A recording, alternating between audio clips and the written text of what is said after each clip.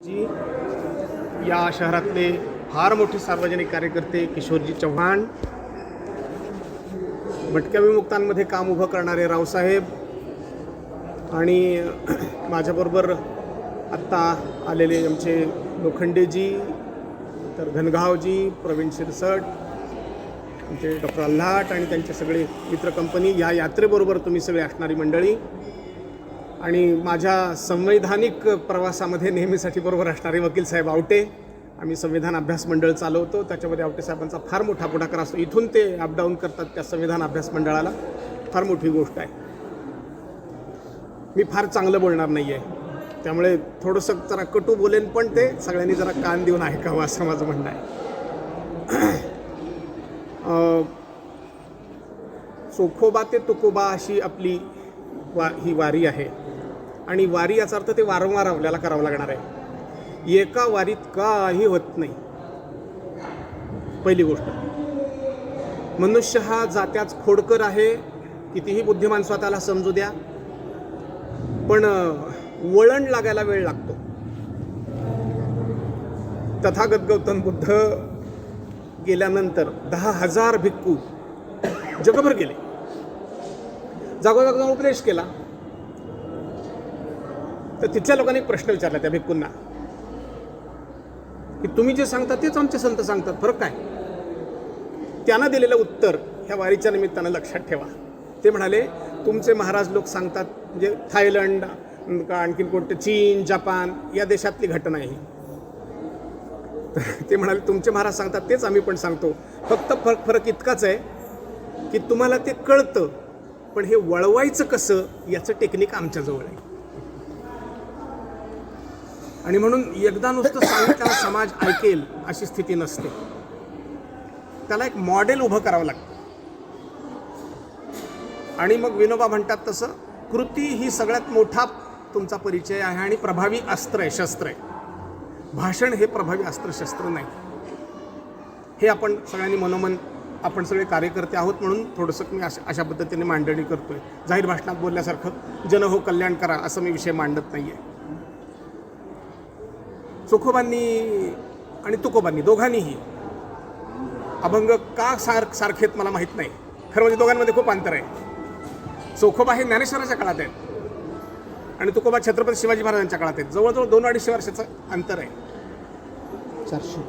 400 वर्षाचं अंतर आहे. पण चोखोबांनी जे म्हटलं तेच तुकोबांनी पुन्हा रिपीट केलं आहे. चोखोबा असं म्हणाले की आत कसं जाऊ, वेदांचा तो अर्थ आम्हासाठी ठावा, असं तुकोबाई म्हणतात. आणि चोखोबांचाही तोच अभंग आहे अशाच पद्धतीचा की वेद जे आहेत ते मला माहिती आहेत, अशाच अर्थाचा अभंग आहे. दोघांनाही वेद माहिती आहेत आणि विद याचा अर्थ माहिती होणे, जाणणे, लक्षात घेणे, कळणे, समजणे, उमजणे असा त्याचा अर्थ आहे. आणि मग आत कसा येऊ तुझ्याकडे? आम्ही तर इतर राहून अभंगात तर राहू, पण तुझी जी बडवे मंडळी आहे ती काय आम्हाला आत येऊ देत नाही. चोखोबा एकदा जाऊनही आले त्याच्यात, पण त्याच्या त्यांना मार बसला. आता ही जी व्यथा आहे चोखोबांची, ती सचिन पाटलांच्या अंतःकरणात आहे हे लक्षात ठेवलं पाहिजे. हे गंमत म्हणून नाही चाललेलं, सहज आपले फिरून येऊ, संदेश देऊ, जन हो, असं नाही आहे. चोखोबांची व्यथा आम्हाला गावोगाव पोचवायची आहे आणि त्या व्यथेपोटी चोखोबांना नाहीमध्ये जायला मिळाले. एकदा गेले मार बसला. आमचं असं म्हणणं आहे, याच्या पुढे कधीही कोणत्याही चोखोबाला असा मार बसता कामा नये. त्याच्यासाठी काय करता येईल ते आपण करूया. म्हणून पहिली गोष्ट अशी करायची, सकनूर माझे खूप जवळचे मित्र असल्यामुळे त्यांना राग येणार नाही, हा अभंग पुन्हा कधीही वाचायचा नाही. त्याचा अर्थ काय आहे हे मला कळतं. त्याचा अर्थ आध्यात्मिक आहे. भूक लागली म्हणून उष्टण्यासाठी नाही आलेलो तुमच्याकडे. ते चोखोबांचं मोठेपण आहे की ते त्या भाषेत त्यांनी वर्णन केलं. त्यांची आध्यात्मिक भूक आहे. आणि मग त्यांना नामदेव महाराज गुरु लाभले, मग चोखोबांना तो साक्षात्कार झाला. हा पुढचा प्रसंग आहे. पण आताच्या समाजाला हे कळणार नाही. ते आध्यात्मिक गोष्ट आहे. म्हणून तुम्ही आता या वारीमध्ये आध्यात्मिक गोष्टी करूच नका. समतेची गोष्ट काढली ना, मग कशाला माझी मार्की काढता? तुमचं म्हणणं खरं आहे, आम्हाला पटतं ते, आणि इथं आपला सगळा समाज आहे की आम्ही समजून पण घेऊ. सगळीकडे हे समजलं जाईल असं नाही. म्हणून लक्षात असं ठेवलं पाहिजे. मी बाबासाहेबांची तुम्हाला गोष्ट सांगतो. एक पत्र आलं बाबासाहेबांना आणि त्याच्यात त्यांनी रामराम असं लिहिलं. बाबासाहेबांनी त्यांना म्हटलं की रामराम हे चांगलं आहे, मला कळतं, रामाला तर मी मानतो, पण सभ्य जगतामध्ये नमस्कार लिहायची पद्धत आहे. मला तुम्ही नमस्कार का नाही लिहिला? ही सूक्ष्मता जाणून घ्या. लक्षात आलं मला काय म्हणायचं? रामराम हे पाप नाही आहे, पण तसंच आता जोहाराची अपेक्षा नाही आणि कुणीही कुणाला यापुढे समाजात जोहार करता कामा नये. आम्ही सगळे सारखे आहोत. 75 वर्ष झालीत आम्हाला स्वातंत्र्य मिळून आणि त्यामुळे आता आम्ही समतेची वारी काढायची खरं म्हणजे गरज पडू नये. का गरज पडते? याचा अर्थ समाज त्याच अवस्थेत अजून आहे का? आम्ही साधू संत तर केव्हाही असतात, त्यांना नमस्कार करू. आम्ही श्रीनाथ महाराजांच्या पायावर केव्हाही लागू. आम्हाला त्याच्यात काही गैर वाटत नाही. प्रश्न असा आहे की सगळ्या समाज गटातली माणसं नाथ महाराजांनी म्हणजे हे चोखोबा ते तुकोबा वाया नाथ चाललंय हे फार चांगलं आहे. आणि नाथांचं सगळं जीवन हे समाजाच्या बहुजन समाज आणि उपेक्षित वंचित घटकांसाठी होतं हे आपण विसरता कामा नये. त्यामुळे हा अभंग याच्या पुढे नाही वाचा. त्याच्या पुढचे तुम्ही त्याचे खूप अभंग आहेत सामाजिक समतेचे, ते वाचा ना. ते जरूर सगळ्यांना सांगा. तो संदेश पोहोचवला पाहिजे. साधू संतांचं काय म्हणणं आहे? तुकाराम महाराजांचं तेच म्हणणं आहे. तुम्ही ते छापलंय त्याच्यावर, ते खूप चांगले छापलेले ह्याच्यात सगळे म्हणी आहेत. समतेची वारी तुकोबांच्या दारी सदोतीत बुजवलं भेदांची दरी. आणि त्यामुळे संवैधानिक समाज रचना चालू असल्यामुळे आता जुन्या आठवणी काढायच्या नाहीत. अंतःकरणात असू दे, ते सत्य आहे, तो इतिहास आहे, त्याला इलाज नाही, तो पुसता येत नाही. पण आता त्याचे उच्चार नाही करायचे. जितक्या विसरता येईल घाईनं तितकं विसरायचं, तरच आपण एकमेकाच्या जवळ जाऊ शकू, सगळ्या समाज घटकांना बांधू शकू. लक्षात येत आहे ना? सगळ्या समाज घटकांना बांधायचं असेल तर आपल्याला नवीन पद्धतीनं सगळं सांगितलं पाहिजे. आणि म्हणून त्याच्यातला जो हा फार महत्त्वाचा आहे, भेदाभेद भ्रम अमंगळ, याच्यावर तुम्ही भर द्या. ऐकाजी तुम्ही भक्त भगवत कराल ते हित सत्य करा, कोणाही जीवाचा न घडो मत्सर, वर्म सर्वेश्वर पूजनाचे. हा तर एकदम मध्यवर्ती आहे. मत्सर सुद्धा घडता कामा नये, बाकीचा व्यवहार तर सोडा, पण दुसऱ्या जीवाचा मत्सर सुद्धा होता कामा नये, हे त्यातली थीम आहे. तर ती पूजा आहे.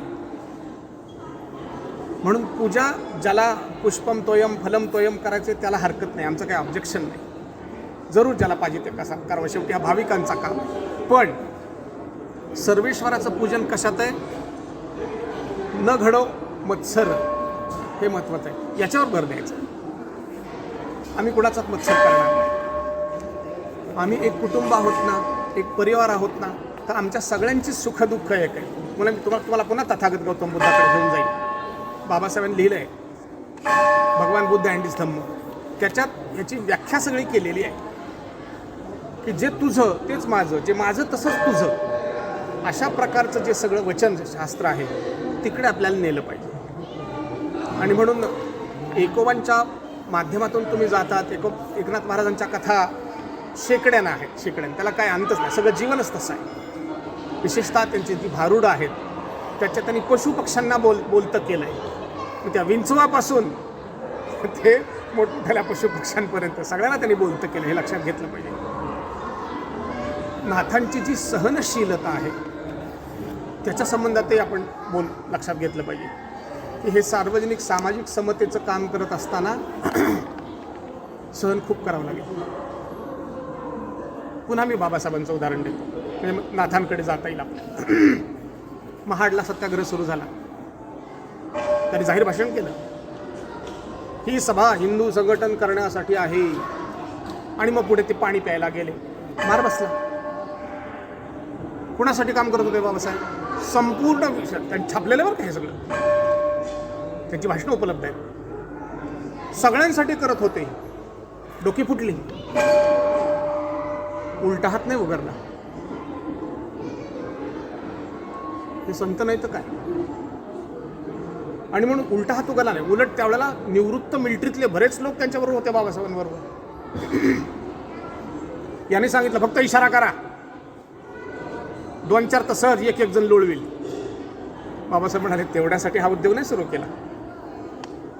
आणि खरंच आहे, त्याच वेळेला समजा 2-4 पाऊल टाकले असते, काम पुढं गेलं नसतं, संविधान लिहिलं गेलं नसतं, संविधानामध्ये सगळ्यांच्यासाठीच्या तरतुदी त्याही झाल्या नसत्या.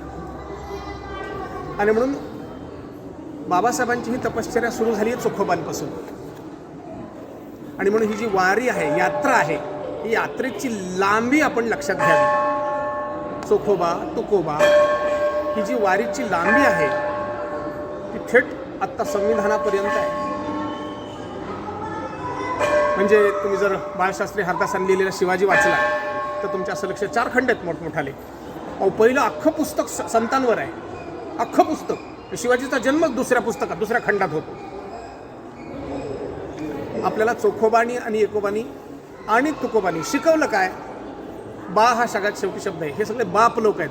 चोखोबा, तुकोबा, एकोबा हे आमचे सगळे बाप आहेत. काय शिकवलं यांनी? आम्हाला शिकवलं कशासाठी जगायचं असतं. त्याला म्हणायचं अस्मिता. ती महाराष्ट्राची अस्मिता आम्ही देशभर नेली. ही महाराष्ट्राची अस्मिता आहे. कशासाठी जगायचं? राज्य मिळवलं कोणासाठी? धन दौलत मिळवली कोणासाठी? घरदार बांधलं कोणासाठी? सगळं आयुष्य कोणासाठी? चोखोबा, एकोबा, तुकोबा ही माणसं स्पष्ट करतात की हा जो समष्टीचा भाव आहे, समष्टी म्हणजे समाज. मी व्यक्ती आहे, पण माझं जीवन हे समष्टीसाठी असलं पाहिजे. ज्याचं जीवन समष्टीसाठी नाही तो आला काय आणि गेला काय, जगला काय आणि मेला काय, त्याची कोण दखल घेणार? असे आले कोट्यानुकोटी, गाडगे महाराजांच्या भाषेत, असे मेले कोट्यानुकोटी, रडू कुणाकुणासाठी? जाहीर सभेत गाडगे महाराजांचं कीर्तन चालू असताना त्यांचा मुलगा गोविंद गेल्याची बातमी येते. 1 सेकंद फक्त थांबतात आणि मग ते म्हणतात असे मेले कोट्यानुकोटी, जगू कुणाकुणासाठी, रडू कुणाकुणासाठी? खरंच कोणासाठी रडता येत नाही, रडून उपयोग नाही. ते माघारी गेला प्राणी येत नाही. आणि म्हणून आपल्याकडे भारतीय जीवन दर्शनामध्ये ज्याचे संत नाथ महाराज हे आदर्श आहेत. मगाशी मी आमच्या प्रवीणला सांगत होतो, साक्षात्कारानंतर गृहस्थी धर्म स्वीकारणारा एकमेव संत रावसाहेब. साक्षात्कारानंतर, खरं म्हणजे साक्षात्कारानंतर काहीच नाही व्हायला पाहिजे, पण प्रपंच कसा करायचा नाथ बाबांसारखा. घरची श्रीमंती, गावचं कुरकळपण, गाव प्रमुख, पण गाव भोजनं घालणं आणि भोजनासाठी सगळ्यांना बोलावणं. आणि मग ते उदाहरण घडलेलं याच शेजारच्या नदीकाठी. तिथून ते मग मूल घेतलं कडेवर, सॅम्पल आहे ते. असे कित्येक घटना घडल्या असतील, नोंद तेवढीच झाली. त्यांच्या घरी जेवणासाठी म्हणून तथाकथित सगळ्या उच्चवर्णीयांना बोलावलं, आले नाहीत. गाव सगळा गोळा केला आणि जीव घातला. हे महत्त्वाचं आहे. नाथांचा हा जो संदेश आहे ना, हा आपल्याला कसा नेता येईल? वाईट वाटतं एका गोष्टीचं, ते दुःख माझ्या अंतकरणात अजूनही आहे. आणि श्रीनाथ बाबांसारखा इतका मोठा अधिकारी मला कुठे मिळणार माझं दुःख व्यक्त करायला?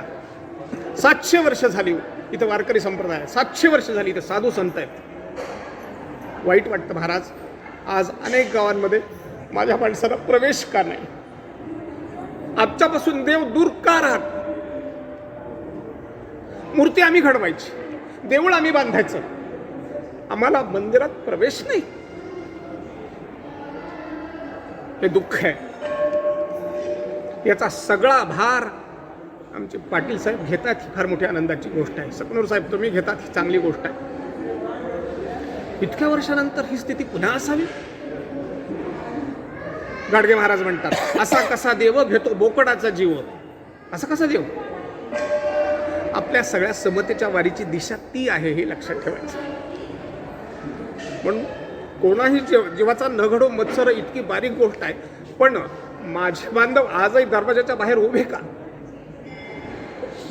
नाथबाबांनी जसं मध्ये घेतलं तसं आम्ही आजही सगळ्यांना का नाही मध्ये घेत? मला माहिती आहे सुधारणा झाली आहे, मला याची कल्पना आहे. खूप मोठ्या प्रमाणात समतेच्या दिशेनं वाटचाल चालू आहे, मला याचीही कल्पना आहे. अनेक साधू संत हे काम करत असतात, याचीही कल्पना आहे. पण अजूनही सगळा समाज नाही मध्ये आलेला. बाबासाहेबांना रुसावं लागलं.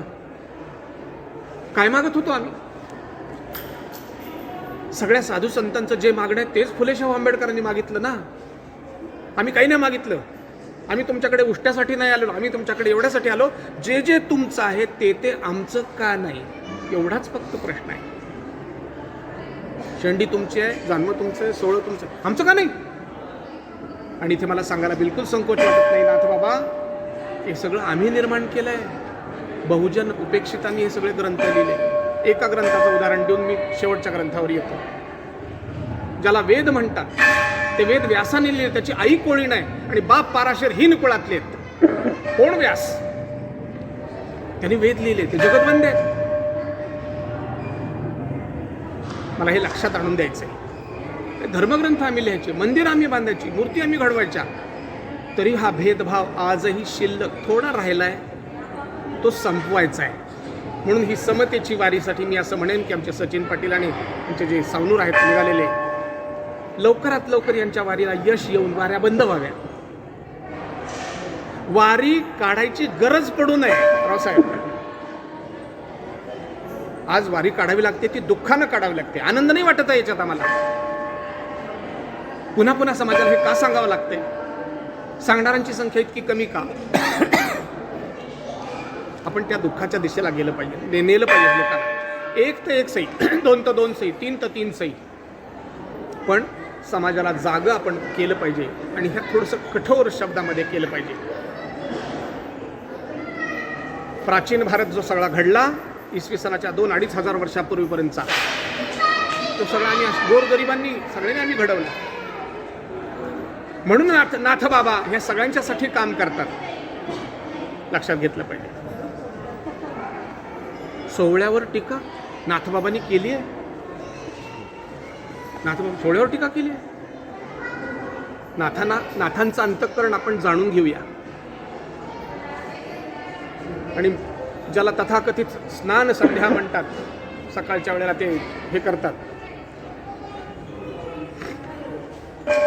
याची रचना लोपामुद्रा नावाच्या एका मातंग समाजातल्या महिलेनं केली आहे. काय करायचं रावसाहेब? आणि तरी देखील रावसाहेब म्हणतात की हा माझाच अधिकार. हे बोलतच झालं हो, हे ठीक नाही. लक्षात येत आहे रावसाहेब, हा त्यातलाच एक महत्व आहे. नाथांचा कोणी आणखीन आमच्या श्रीनाथ बाबांच्या बरोबर आणखीन शोभत असेल आमच्यातला, तर हाच नाथ शोभतो. त्यांच्या हाताखालून घडून गेलेले भटक्या विमुक्तांचे कितीतरी माणसं मी तुम्हाला सांगेल, शेकड्यानी पोरं 25 वर्ष झाली चालवत आहेत हो. तिथल्या एक एक कथा तुम्हाला ऐकायला गेलं तर रात्र पुरायची नाही. किती रात्री अपरात्री त्या भटक्या विमुक्तांच्या माळावर जाऊन त्यांना उभं राहावं लागलं. आम्हाला असे जागोजाग श्रीनाथ बाबा, रावसाहेब, किशोरजी असे उभे करायचे आहेत. समतेच्या वारीचं हे उद्दिष्ट आहे, हे लक्षात घ्या. आणि म्हणून नवीन युगासाठी 75 वर्षांनंतर तरी नवीन युगासाठी आम्हाला समतायुक्त अशा प्रकारचा समाज निर्माण करायचा आहे. गोरगरिबीचे प्रश्न सगळ्या समाजात आहेत, मला याची कल्पना आहे. एकही समाज असा नाही की ज्याच्यात गरिबी नाही, सगळीकडे. पण नवीन युगामध्ये हे समता आणि समता येण्यासाठी शिक्षणाची गरज आहे. माझा शेवटचा मुद्दा, तिकडे मी लक्ष वेधू इच्छितो. तुकाराम महाराजांचे जे वंशज आहेत त्यांचा माझा परिचय आहे.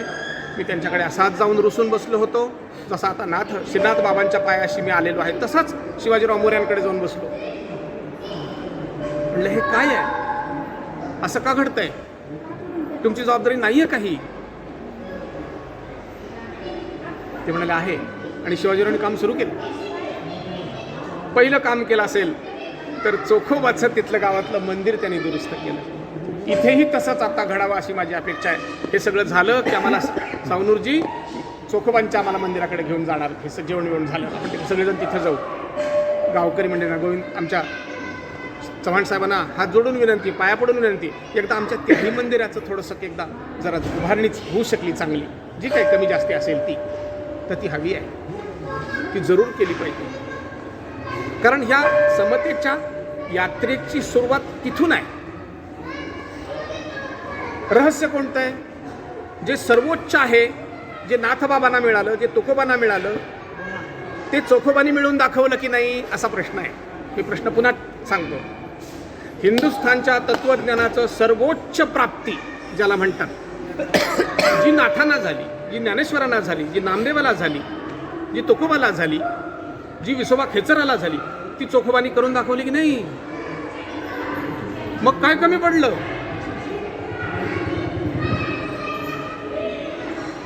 ती योग्यता जर मी सिद्ध केलेली आहे तर मला तुमच्यासारखाच मोकळे मनानं वावर करता आला पाहिजे. हे खरं आहे की ते सगळं कर्मकांड करायचं की नाही, ज्याची त्याची इच्छा आहे, त्याची चिकित्सा करू, करावं वाटलं करावं, नाही करावं वाटलं सोडून द्यावं, हा प्रश्न तो नाही. फक्त अधिकार आहे की नाही असा प्रश्न आहे. आणि एकदा का अधिकार झाला की प्रश्न सगळे मिटतात. सुदैवानं महाराष्ट्रामध्ये जसं फुले शाहू आंबेडकर महाराज, तसंच महर्षी दयानंद आहेत, सावरकर आहेत आणि बाबासाहेब आंबेडकर आहेत, या सगळ्यांचं म्हणणं दुसरं काही नाही. आमचा देवाला विरोध नाही, आमचा धर्माला विरोध नाही, आमचा कर्मकांडाला विरोध नाही. जो तो ज्याच्या त्याच्या पद्धतीनं, कोणी घंटी वाजवून करेल, कोणी उडी मारून करेल, कोणी कान पकडून करेल, कथा कीर्तनातून करेल, कोणी गीत गाऊन करेल, कोणी भजन गाऊन करेल, कोणी उपास तापास करून करेल, कोणी ध्यानस्थ बसून करेल, कोणत्याही मार्गाने जायला परवानगी आहे. प्रश्न इतकाच आहे की सगळ्यांच्यासाठी हे आहे की नाही. म्हणून नाथबाबाच्या दरबारामध्ये इथं एवढंच मागणं आहे की हे सार्वत्रिक व्हावं. किंबहुना थोडंसं आणखीन मी मगाशी म्हटलं तसं फार गोड बोलणार नाही, आमचं आहे ते आम्हाला मिळावं. वेद आम्ही लिहिले, आम्हाला मिळावे, वाचायचा अधिकार असावा.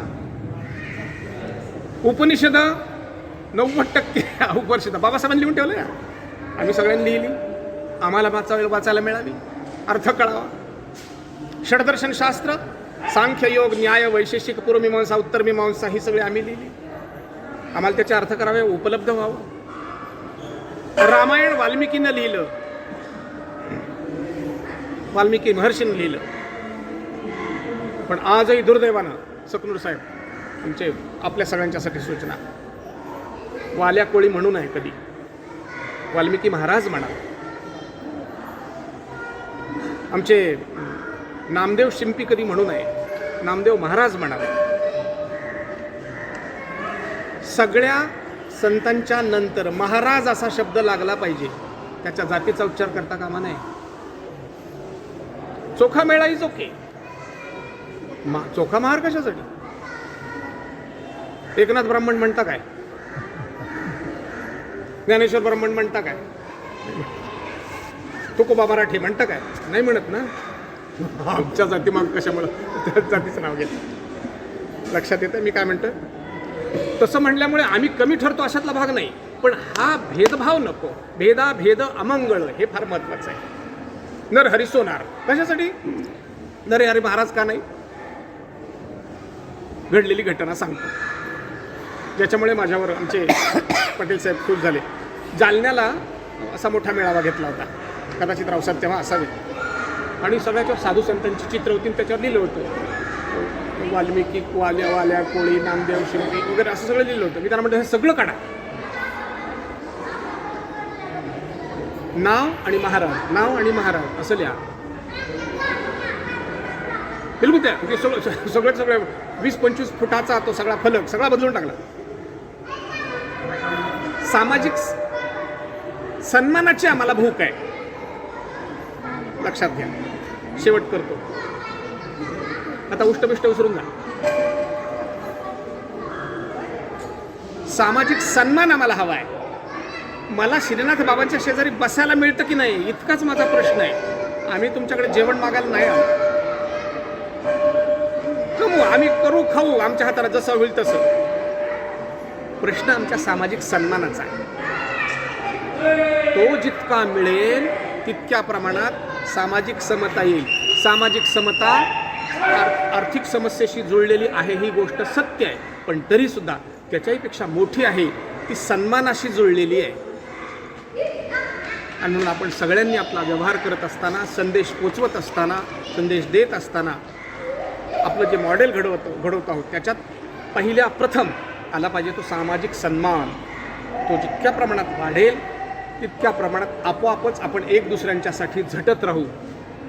आणि एक दुसऱ्यांच्यासाठी आपण जितक्या प्रमाणात झटू, हे ठीक आहे की आमचे प्रशांत गायकवाड काही छत्रपती शिवाजी महाराजांपेक्षा मोठे नाहीत हे आम्हाला कळतंय. रमेश पांडव म्हणजे ज्ञानेश्वरापेक्षा असं नाही आहे. आम्ही सामान्य कार्यकर्ते आहोत. आमची ताकद 2 पावलाची, पण सगळ्यांनी मिळून असं 2-2 पावलं चाललं पाहिजे, हा संदेश मात्र जरूर आहे. आणि म्हणून अशा प्रकारच्या सामाजिक समतेचं वारं सगळीकडे निर्माण व्हावं, समता प्रतिष्ठापित व्हावी. अन्यथा मी पुन्हा एकदा तुम्हाला सगळ्यांचं लक्ष वेधीन. बाबासाहेबांचं 25 नोव्हेंबर 1949चं भाषण आहे. हे जर घडलं नाही तर हे आत्ताचं हे जे आहे ना, हे टिकायचं नाही. हे जर आम्हाला टिकवायचं असेल, पुढे जायचं असेल, आम्हाला सगळ्यांच्या अन्न पाण्याच्या सोयी करायच्या असतील, तर आम्हाला सगळ्यांना बरोबर घेऊन जायचं आहे. समतेच्या वारीचा एवढाच एक अर्थ मला कळला आहे. आमची इच्छा प्रदर्शित करायला आम्ही आलेलो आहोत, सगळ्यांना बरोबर घेऊन जायचं आहे, एवढीच आमची इच्छा आहे. आमचं दुसरं काही मागणं आहे. लय नाही मागणं, त्याच्यापेक्षा जास्त अधिक काही आम्हाला मागायचं नाही. म्हणून मग चोखामेळांची बहीण, पत्नी, भाऊ या सगळ्यांचे अभंग आहेत. हो, अप्रतिम अभंग आहेत. म्हणजे जी अभिषेकींसारख्याने त्याला चाली दिलेल्या आहेत. अबीर गुलाल उधळीत रंग रंग रंग, एवढ्या श्रेष्ठ गायकाने त्याला उचललेलं आहे. आणि आपण उचलत असताना त्यातले बारीक सारीक दोष काढून आपण पुढे सरकूया, म्हणजे मग समाजाला योग्य संदेश जाईल. तेवढं आपण सगळ्यांनी लक्षात ठेवावं. आणि समतेचा संदेश देतो आहोत, त्यामुळे नजीकच्या भविष्यात आणखीन एका गोष्टीची जबाबदारी टाकून मग मी थांबतो. नाथांच्या तर दारात आलो, नाथबाबांनी तर आम्हाला आश्रय दिला, पण एक तरी ओवी अनुभवावी असं ज्ञानेश्वरांनी म्हटलंय. तसं एका तरी गावात जिथे नसेल तिथे सर्वेक्षण करून, मला माहिती आहे आता का खूप ठिकाणी सगळं मोकळं झालंय, एका तरी गावात मंदिर प्रवेशाचा कार्यक्रम घडवला पाहिजे. त्यांना हात जोडून इतकं म्हणायचं, पुन्हा नको येऊ, पण आज एकदा ये, आलाच पाहिजे असा आमचा आग्रह नाही. घडलेली घटना सांगतो. सोनारी नावाचं गाव, हदगाव तालुका, जिल्हा नांदेड, त्यावेळचा. मंदिरात कार्यक्रम, असाच कार्यक्रम, फुले आंबेडकर संदेश यात्रा होती, त्याच्यात मी होतो.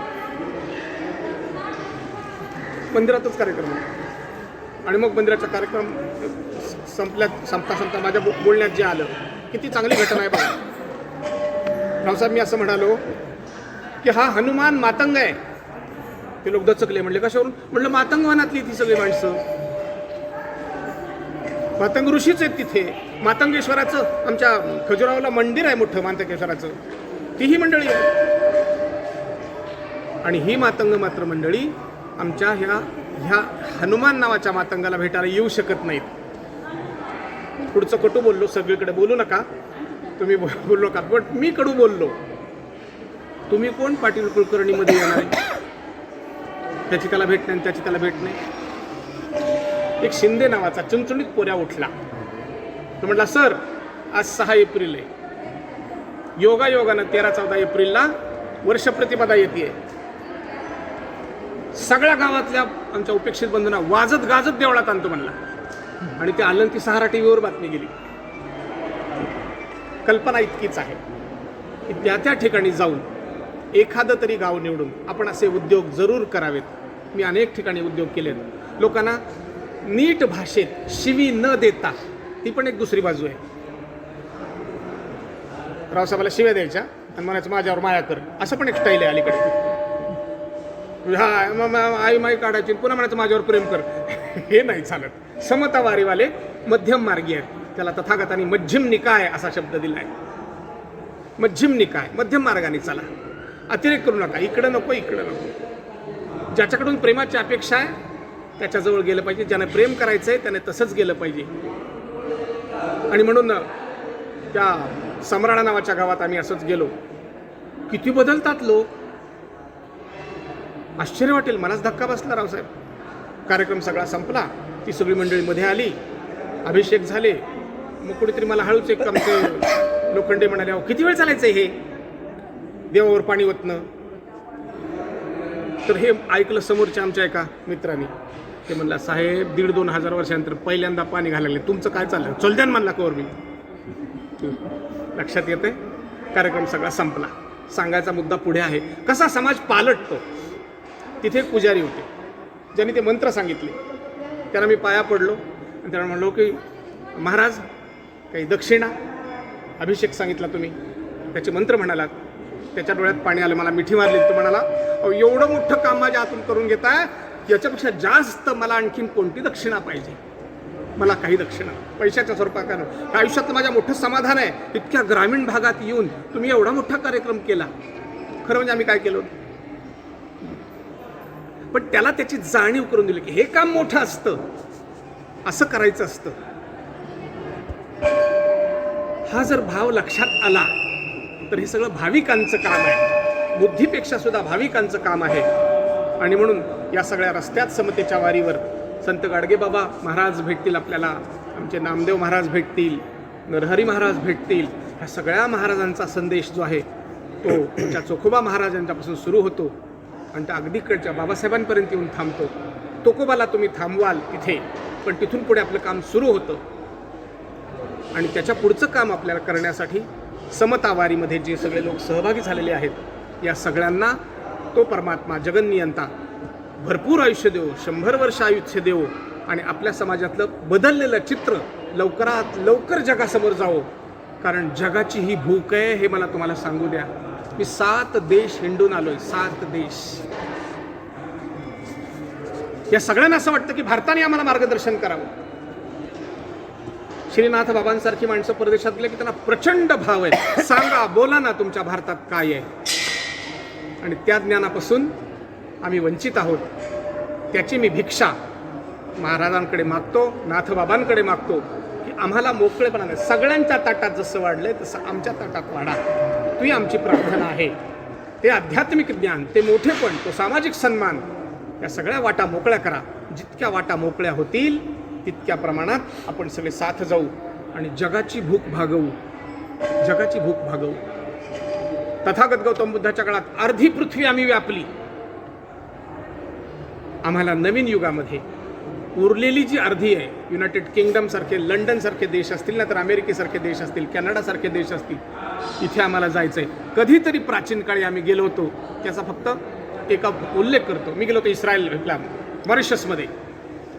भारतातल्या मजुरांनी वसवलेला तो देश आहे. माझं बोलणं संपलं आणि ते म्हणाले चला देवदर्शनाला. तिथे मला जे पाहायला मिळालं, मागची मंडळी कान देऊन ऐका, 13वे ज्योतिर्लिंग ऐकलं होतं कधी? मॉरिशसमध्ये आहे 13वे ज्योतिर्लिंग मॉरिशसमध्ये. त्यांना म्हणलं हे इथं कसं आलं? ते म्हणजे फार प्राचीन काळी आलं. याचा अर्थ इतकाच आहे, प्राचीन काळी समतेचा संदेश आणि प्रतिष्ठापना आमच्या व्यवहारात होती म्हणून जगभर गेलो.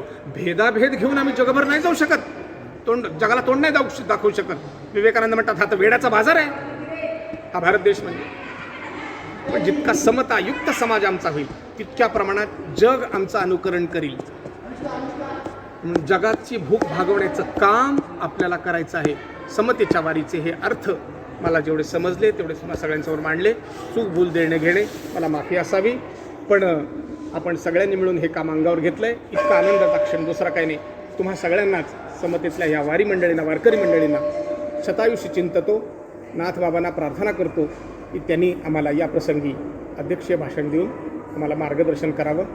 नाथ महाराज की जय, चोखोबा महाराज की जय, तुकोबा महाराज की जय.